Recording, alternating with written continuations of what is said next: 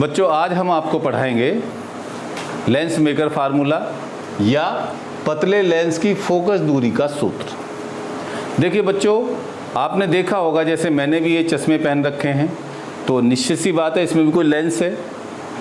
अब आप किसी डॉक्टर के पास अपनी आंख टेस्ट कराने जाते हैं तो वो आपको प्रेस्क्राइब करता है कि आप -1.5 का या +2.5 का लेंस लगा लीजिए अपने चश्मे में, वो प्रेस्क्राइब करता है ना। और आप फिर चश्मे बनवाने के वाले के पास जाते हैं तो वो आपको जितनी डॉक्टर ने प्रेस्क्राइब की है फोकल लेंथ 1.5 की है, उतनी 1.5 फोकस दूरी का लेंस आपके चश्मे में फिट करता है। तो वो कैसे फिट करता है? वो ऐसे फिट करता है बच्चों कि लेंस की जो वक्रता त्रिज्याएं होती हैं, मैं आपको देखिए और क्लियर कर दूं। जैसे यही एक उत्तल लेंस है तो बेटा इसकी दो वक्रता त्रिज्या हुई। वक्रता त्रिज्या क्या होती है? उस गोले का केंद्र होती है जिसका लेंस एक भाग होता है। एक तो ये वक्रता त्रिज्या हुई, एक तो ये वक्रतल हुआ, और एक बेटा ये वक्रतल हुआ। तो किसी भी लेंस की दो वक्रता त्रिज्याएं होती हैं। अब जैसे हम उत्तल लेंस की बात करें तो बेटा एक तो होगी ये इसकी R1, और यदि इसे मेजर करें तो ये हो गई R2। तो इन दोनों वक्रता त्रिज्याओं को वो घिसकर फोकस दूरी को एडजस्ट कर देता है। किस सूत्र के अकॉर्डिंग? उस सूत्र के अकॉर्डिंग जिसको हम इस कक्षा में प्रूव करने जा रहे हैं। क्लियर? तो देखिए किसी भी लेंस को, चाहे उत्तल हो चाहे अवतल हो, उसको हम दो पृष्ठों से मिलकर बना मान सकते हैं। जैसे ये देखो, ये मैंने उत्तल लेंस बनाया आपके सामने, तो बेटा एक तो इसकी ये पृष्ठ हुई और एक इसकी ये पृष्ठ हुई, तो दो पृष्ठ होगी ना। ऐसी अवतल लेंस है, उसकी भी दो पृष्ठ होंगी। तो किसी भी लेंस को, पतले लेंस को हम दो पृष्ठों से मिलकर बना मान सकते हैं। तो जैसे ये मैंने उत्तल लेंस बनाया है तो इसको हम दो पृष्ठों से मिलकर बना मानेंगे। एक तो ये L1 पृष्ठ और दूसरी L2 पृष्ठ। इसकी वक्रता त्रिज्या बेटा ये R1 ऐसे, और इसकी वक्रता त्रिज्या ये R2 ऐसे। क्लियर? चलिए अब देखिए, मैं फिगर पे आता हूँ। इस लेंस के सामने हमने एक बिंदु वस्तु O रखी, इससे प्रकाश की किरण चलेगी, और जब इस सतह द्वारा प्रकाश का अपवर्तन होगा तो बेटा इसका प्रतिबिंब I' प्राप्त होगा। यदि हम इतने को कट कर दें तो हम देखेंगे प्रतिबिंब हमारा यहाँ बनेगा। क्लियर? अब दूसरी पृष्ठ के लिए, L2 पृष्ठ के लिए, ये प्रतिबिंब I' वस्तु का कार्य करेगा, और इसका अंतिम प्रतिबिंब कहाँ बनेगा बच्चों? I बनेगा। और वो कौन बनाएगा? बोलो। ये वाली पृष्ठ बनाएगी, L2 पृष्ठ बनाएगी। समझ में आया इतना? तो हम ये लिखेंगे कि किसी पतले लेंस को दो पृष्ठों से मिलकर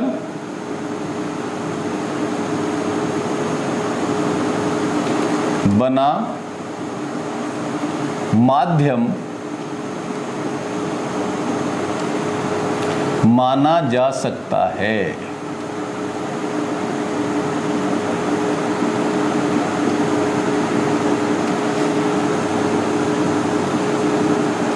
चित्रानुसार, चित्र में आप देख ही रहे हैं, चित्रानुसार। जब बेटा आप चित्र लिख देंगे फिर आपको चित्र को एक्सप्लेन करने की जरूरत नहीं है, एग्जामिनर समझ जाएगा। L1 पृष्ठ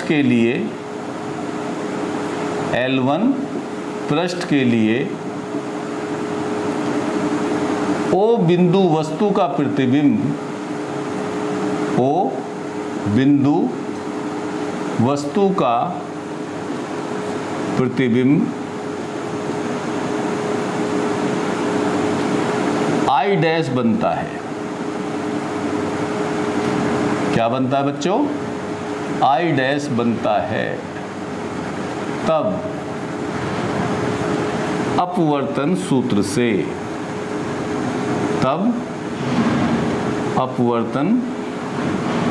से, लगाइए फार्मूला। हमने आपको बताया था कि A N G upon V minus 1 upon U equal to A N G minus 1 upon R. अब देखिए प्रकाश की किरण एयर से किस में जा रही है बच्चों, ग्लास में जा रही है, कांच में जा रही है L1 पृष्ठ के लिए, तो हम इसे कहेंगे ए एन जी अपॉन देखो V minus 1 upon U equal to A N G minus 1 upon R की जगह क्या रखेंगे R1 और बच्चों V की जगह क्या रखेंगे V डैश। देखो ये प्रतिबिंब कहाँ बना, I डैश पर बना, मैंने लिखा भी है L1 पृष्ठ के लिए O बिंदु वस्तु का प्रतिबिंब I डैश बनता है। ठीक है, तो I डैश की दूरी कितनी है बच्चों, V डैश, और ये दूरी U। क्लियर। अच्छा एक बात और याद रखेंगे कि जब मैं आपको बता दूंगा आपको, अब देखिए L2 पृष्ठ के लिए इसे इक्वेशन नंबर 1 मानिए, L2 पृष्ठ के लिए, L2 पृष्ठ के लिए I डैश किसका कार्य कर रहा है बच्चों, वस्तु का कार्य कर रहा है, ऐसे वस्तु का कार्य करता है, वस्तु का कार्य करता है,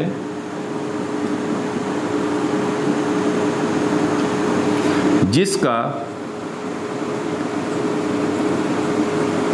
अंतिम प्रतिबिंब, जिसका अंतिम प्रतिबिंब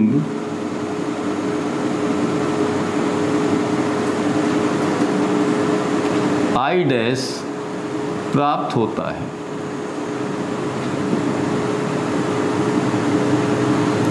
तब फिर से अपवर्तन सूत्र लगाइए।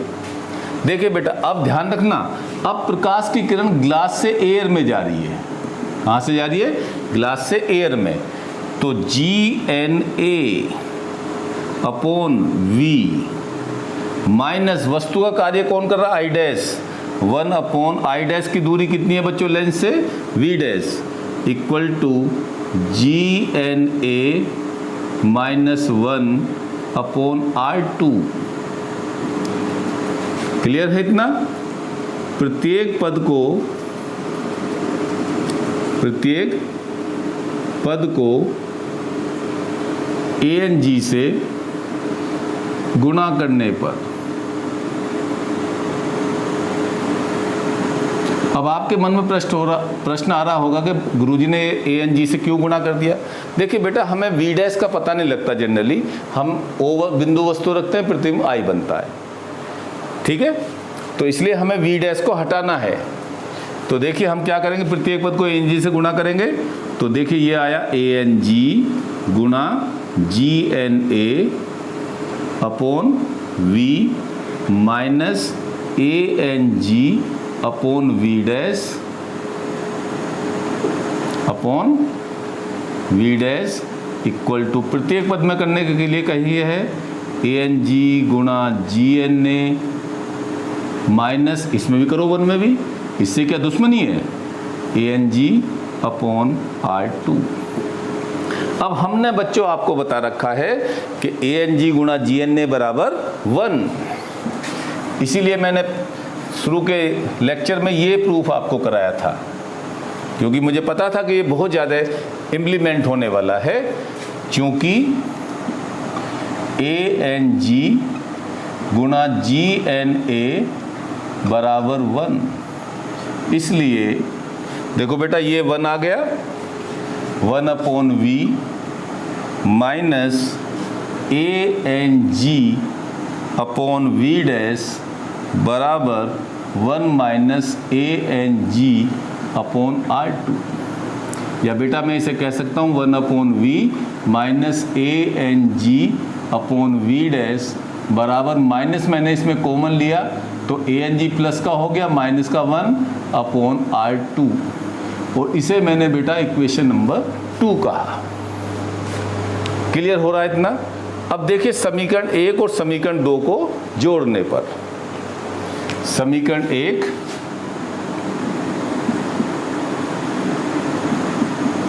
तथा समीकरण 2 को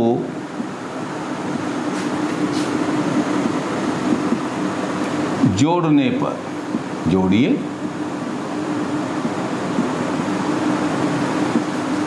तो देखिए जोड़ो, ये समीकरण फर्स्ट है, पहले एज इट इज लिख दीजिए इसे। बिल्कुल आसान पढ़िए, फिजिक्स आपको लगेगी नहीं मुश्किल है। A N G upon V dash minus 1 upon U बराबर A N G minus 1 upon R1, और इसे रखिए 1 upon V minus A N G upon V dash बराबर minus G N A N G minus 1 upon R2। अब बेटा इन्हें जोड़ दें तो ये टर्म कैंसिल हो गई, क्या बचा 1 upon V minus 1 upon U बराबर, अब देखिए A N G minus 1 common आ गया, इसमें भी और इसमें भी है, तो यहाँ से बचा 1 अपॉन R1 प्लस का, और यहाँ से माइनस 1 अपॉन R2 माइनस का। ये इक्वेशन नंबर आप 3 कह दीजिए। इतना क्लियर हुआ? चलिए अब तो बस कुछ रहा ही नहीं। देखिए चाहे लेंस कोई सा भी हो, कल मैंने आपको कहा था कि आप मेरी एक वीडियो देख लेना जिसमें प्रतिबिंब की स्थिति है भिन्न भिन्न वस्तुओं की स्थिति के सापेक्ष, आपने देख ली होगी। देखिए लेंस चाहे उत्तल हो अवतल हो, यदि वस्तु अनंत पर स्थित हो, यदि वस्तु अनंत पर स्थित हो तो उसका प्रतिबिंब बच्चों हमेशा ही लेंस के फोकस पर बनता है। याद रहेंगे, यदि वस्तु अनंत पर स्थित हो तो उसका प्रतिबिंब कहाँ बनता है? लेंस के फोकस पर बनता है। तो आप अगली लाइन से ये लिखेंगे कि यदि वस्तु अनंत पर हो, कहाँ हो बच्चों? अनंत पर हो, तो उसका प्रतिबिंब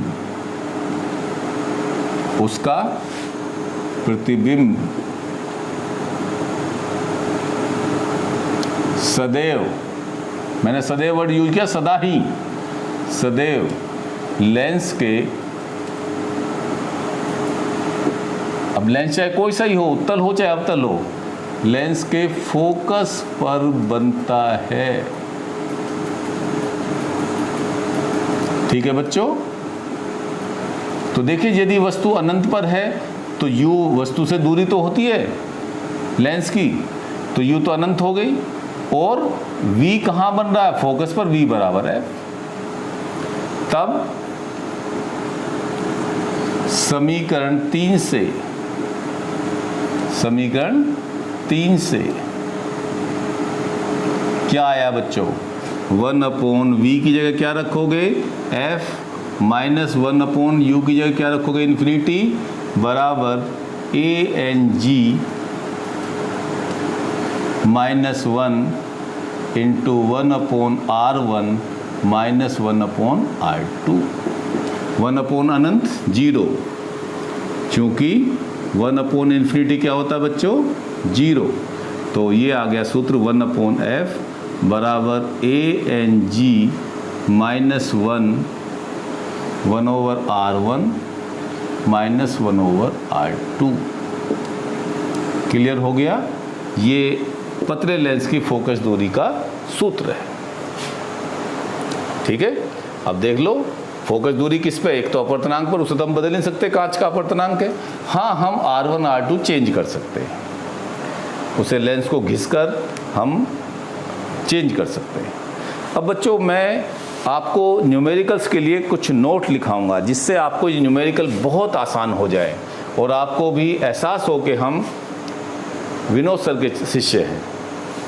देखिए कैसे, मैं आपको कुछ नोट लिखवाता हूँ जो हमें न्यूमेरिकल में काम आएंगे। देखिए बच्चों, कल मैंने लेंस की परिभाषा पढ़ाई थी आपको, और उसमें मैंने आपको ये डिस्कस किया था कि लेंस या तो 2 वक्र पृष्ठ हों, गोलीय पृष्ठ हों, या एक वक्र हो और दूसरी समतल हो।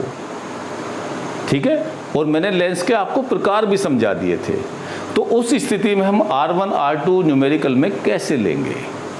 देखिए नोट, आपको मैंने बताया था और आपको पता भी होगा कि अवतल लेंस की फोकस दूरी नेगेटिव होती है, कल मैंने डिस्कस किया था, और उत्तल लेंस की फोकस दूरी पॉजिटिव होती है, क्योंकि वो फोकस मुख्य फोकस लेंस के पीछे प्राप्त होता है और अवतल के केस में लेंस के आगे प्राप्त होता है। अब देखिए नोट समझिए, उत्तल लेंस के लिए, किसके लिए बच्चों? उत्तल लेंस के लिए। फिर मैं आपको एक न्यूमेरिकल से भी क्लियर करूंगा।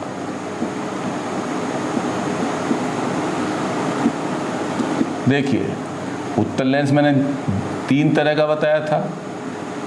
ये बेटा क्या होगा? द्विअवतल, द्विउत्तल। तो इसके लिए R1 कैसी लेंगे? न्यूमेरिकल में पॉजिटिव। R2 कैसी लेंगे बच्चों? नेगेटिव।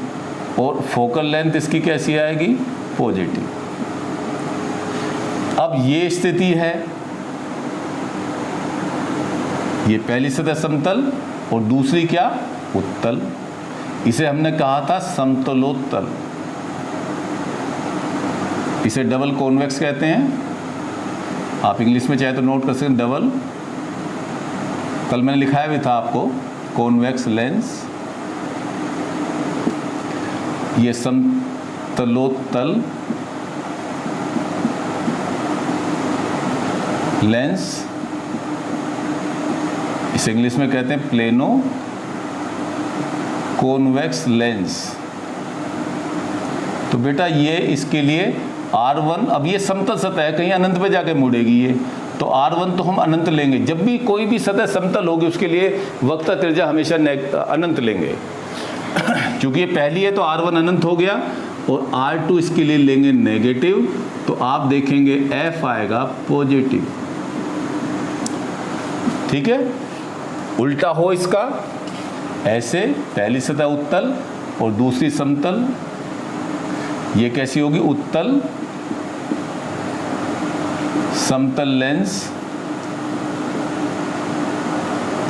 कॉन्वेक्सो प्लेन लेंस, कॉन्वेक्सो, ये लेंस है, हम ना छप रहा हो तो यहाँ लिख देता हूँ, कॉन्वेक्सो प्लेन लेंस। इसकी R1 हम लेंगे बेटा पॉजिटिव न्यूमेरिकल्स में, और R2 लेंगे इन्फिनिटी, और फोकल लेंथ आप देखेंगे कैसी आएगी? पॉजिटिव। ठीक है, अब अवतल लेंस के लिए, अवतल लेंस के लिए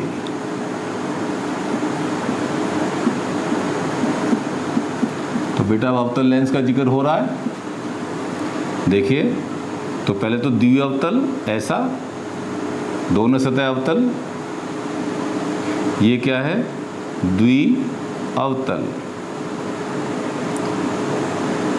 डबल कॉनकेव लेंस। तो बिल्कुल ये उल्टा होता है, जैसे उत्तल मम्मी तो अवतल डैडी, या उत्तल डैडी तो अवतल मम्मी, बिल्कुल ठीक उल्टा। एक नॉर्थ पोल एक साउथ पोल। देख लो, R1 कैसी लेंगे? इसकी कैसी ली थी? पॉजिटिव, और इसकी कैसी लेंगे बच्चों? नेगेटिव। R2 कैसी लेंगे? इसकी पॉजिटिव। F कैसी आएगी इसकी? नेगेटिव। है ना ठीक इसका उल्टा? गुड। दूसरा, पहली सतह समतल, दूसरी कैसी? अवतल। ये क्या हो जाएगा? बोलो, समावतल लेंस, समावतल लेंस।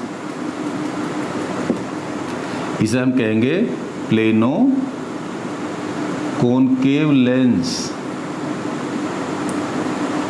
ठीक है बेटा, तो इसके लिए R1 तो प्लेन है तो इन्फिनिटी हो गई, और R2 कैसी हो गई? नेगेटिव, और फोकल लेंथ इसकी आएगी नेगेटिव। क्लियर? और तीसरा, इस तरह का, पहली सतह अवतल और दूसरी समतल, ऐसे, और इसे हम कहेंगे अवतल समतल लेंस। इसको इंग्लिश में कहेंगे कॉनकेव प्लेन लेंस।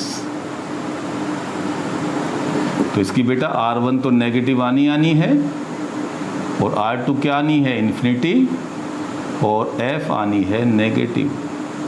अब देख लो, आप तुलना कर लो, बिल्कुल ठीक इसका उल्टा है, तो याद रखना है, ठीक है। मैं मम्मी डैडी का दुश्मन नहीं हूँ, लेकिन मेरे एग्जाम्पल हैं, कॉन्वेक्स को डैडी मानिए तो कॉनकेव मम्मी, ठीक इसकी उल्टी, एक नॉर्थ पोल दूसरा साउथ पोल। गुड, आपको याद रह जाएगा इस तरह से। अब बेटा मैं एक आपको न्यूमेरिकल प्रॉब्लम करके दिखाता हूँ, जिससे आपको ये कंसेप्ट और क्लियर हो जाए, फिर आगे बढ़ते हैं।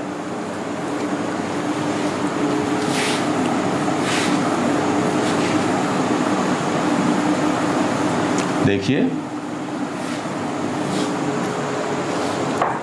ये देखिए बच्चों, ये 2006 में आया हुआ क्वेश्चन है।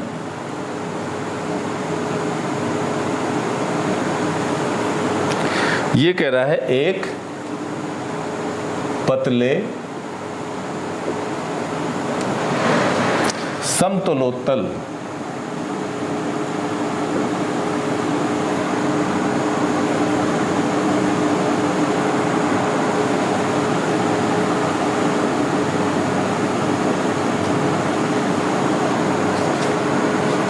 लेंस में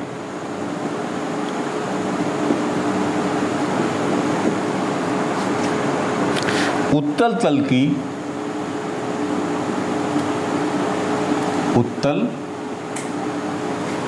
की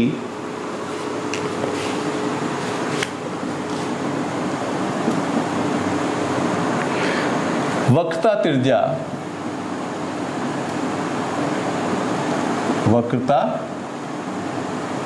त्रिज्या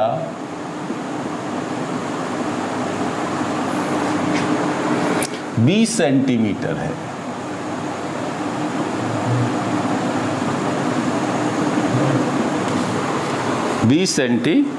है। लेंस के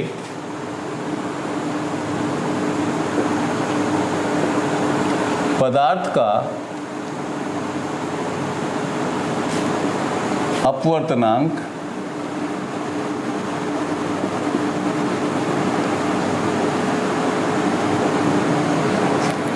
1.5 है। लेंस की फोकस दूरी ज्ञात कीजिए। लेंस की फोकस दूरी ज्ञात कीजिए। अब इससे बच्चों आपको ये कंसेप्ट एकदम से क्लियर हो जाएगा। देखिए क्या कहा उसने, क्वेश्चन में क्या कहा, कह रहा है एक पतले समतलोत्तल,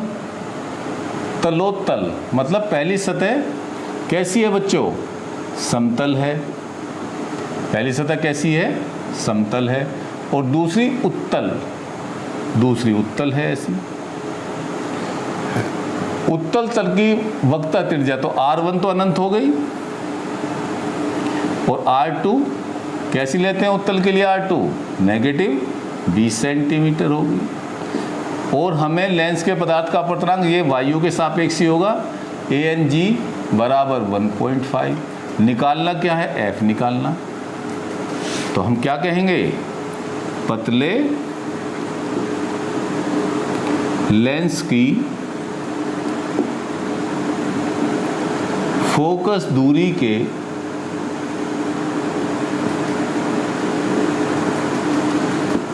सूत्र से, तो लगाइए फार्मूला बच्चों, 1/f बराबर ANG -1 1/R1 -1/R2। तो 1/f इक्वल टू ANG कितना हुआ बच्चों, 1.5 -1 1/R1 अनंत -1/R2 -20। तो ये आया बेटा 0.5 यहाँ से 1 अपॉन अनंत 0, minus minus plus into 1 upon 20। ये पॉइंट हटाओ, 10 से भाग लगाओ, 5 दूनी 10, तो 1/f बराबर 1/40। तो f कितना आ गया बोलो, या f बराबर 40 सेंटीमीटर। बोलो क्लियर हुआ आपको या नहीं? मैं समझता हूँ आपको ये क्लियर हो गया होगा। ठीक है बच्चों, अब हम आपको नोट कर लिया, गुड। अब हम आपको लेंस समीकरण जो आपने 10th में पढ़ी होगी 1/f बराबर 1/v माइनस 1/u का निगमन कराते हैं। तो हेडिंग डालिए लेंस समीकरण, लेंस समीकरण, लेंस इक्वेशन।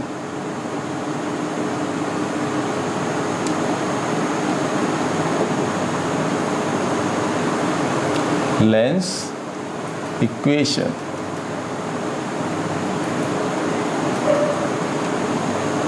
देखिए बच्चों, ये हमने कंसीडर किया कि ये उत्तल लेंस है, ये इसका बेटा मुख्य अक्ष, ये इसका क्या हो गया प्रकाशिक केंद्र। इस पर हमने ये एक वस्तु रख दी, इससे 2 प्रकाश की किरण चलाएंगे। आपने 10th में पढ़ा होगा, एक मुख्य अक्ष के समांतर, ये अपवर्तन के पश्चात, किसके पश्चात बच्चों? अपवर्तन के पश्चात फोकस से होकर जाएगी, तो ये फोकस हुआ, ठीक है। और दूसरी किरण जो आप इससे चलाएंगे वो किससे होकर जानी चाहिए? प्रकाशिक केंद्र से होकर जानी चाहिए, ऐसे। और ये सीधी निकलेगी बेटा, जहाँ पर ये मिलेंगी वहाँ प्रतिबिंब बनेगा। जैसे इस बिंदु पर मिली तो यहाँ इसका प्रतिबिंब बनेगा, ऐसे। ये ए बी वस्तु और ये इसका बेटा प्रतिबिंब a डैश b डैश। ये दूरी u, इसे माइनस की लेंगे क्योंकि लेंस के सामने की दूरी है, और ये दूरी v, लेंस की पीछे की दूरी है, और ये फोकस दूरी f। एक बात याद रखेंगे, अब आपके माइंड में ये डाउट आ रहा होगा कि सर पिछले उसमें डेरिवेशन में तो आपने u प्लस का लिया था, तो उसका कारण ये है कि बच्चों जब एक लेंस या एक सतह द्वारा बना प्रतिबिंब दूसरे के लिए वस्तु का कार्य करने लगे तो फिर हम चिन्ह परिपाटी नहीं लेते हैं, और यहाँ पर हम चिन्ह परिपाटी जरूर लेंगे, वो भी मैं आपको समझा दूंगा। क्लियर? तो आप ये कहेंगे माना ए बी, माना उत्तल लेंस के सम्मुख, माना उत्तल लेंस के सम्मुख मतलब सामने रखी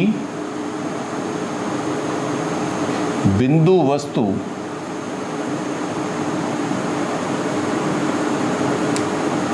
रखी वस्तु रखी वस्तु, या बिंदु नहीं है, आपने वस्तु रखी है, ए बी का प्रतिबिंब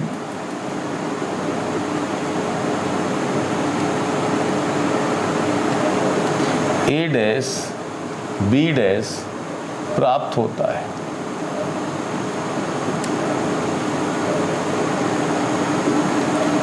तब चित्रानुसार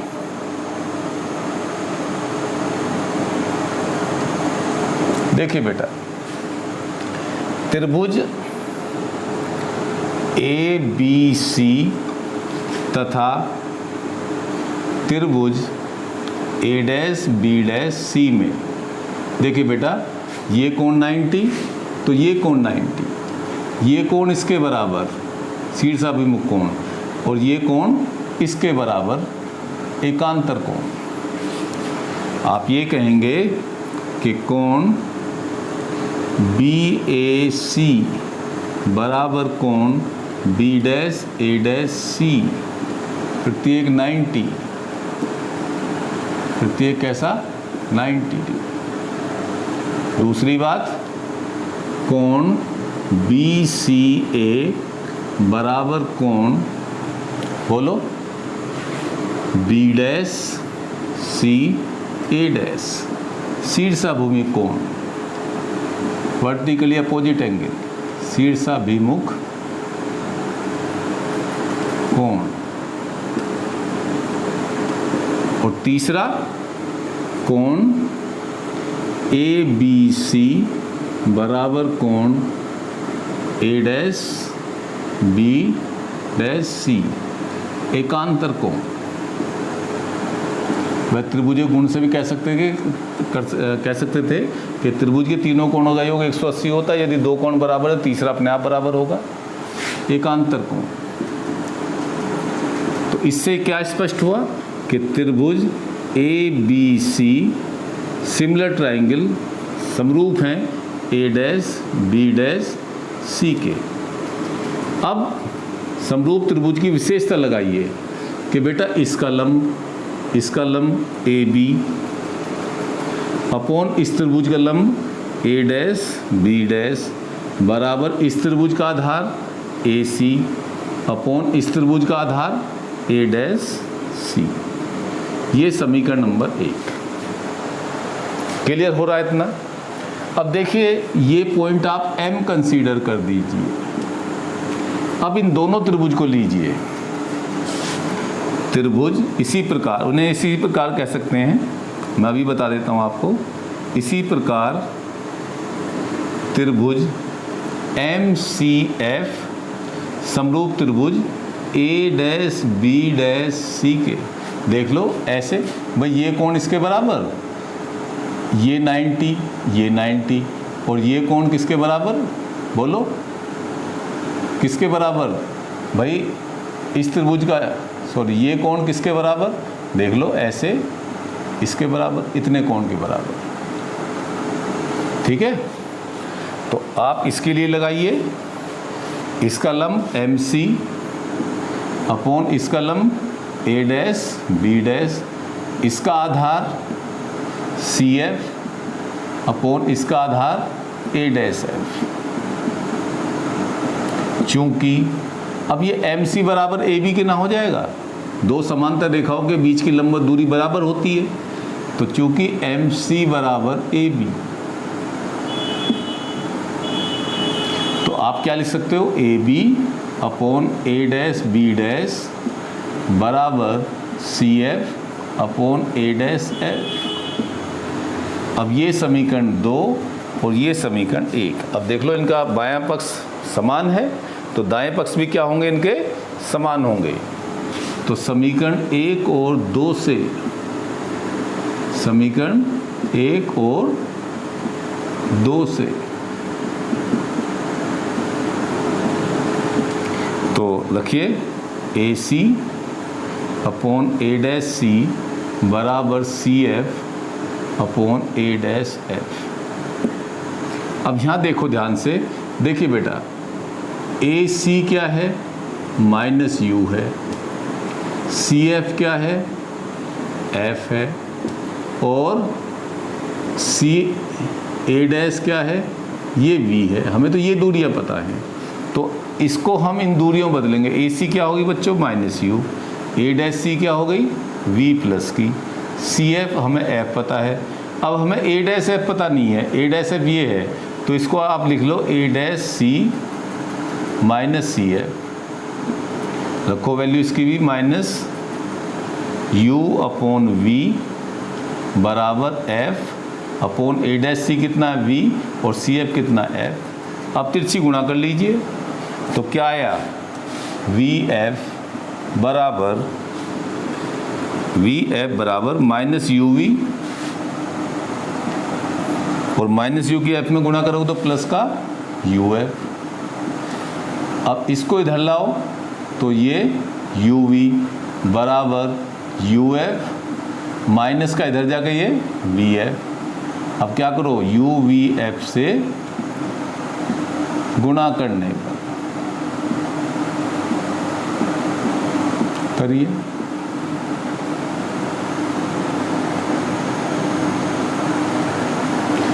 तो UV अपॉन UVF से, सॉरी UVF से भाग करने पर, सॉरी तो UV अपॉन UVF बराबर UF upon UVF minus VF upon UVF। तो UV से UV कैंसिल हो गया, 1 अपॉन F बराबर UF से UF कैंसिल हो गया, 1 अपॉन V माइनस VF से VF कैंसिल, 1 अपॉन U। ये बेटा लेंस समीकरण कहलाती है। ये क्या कहलाती है? लेंस समीकरण। इस पर मैं अगली कक्षा में आपको कुछ न्यूमेरिकल्स और कराऊंगा और फिर रेखीय आवर्धन पढ़ाऊंगा। ये आपको निश्चित रूप से समझ में आ गया हो। फिर भी कोई प्रॉब्लम हो तो मुझे आप कमेंट्स दे दीजिए, मैं आपको डिस्कस कर दूंगा। Thanks very very much.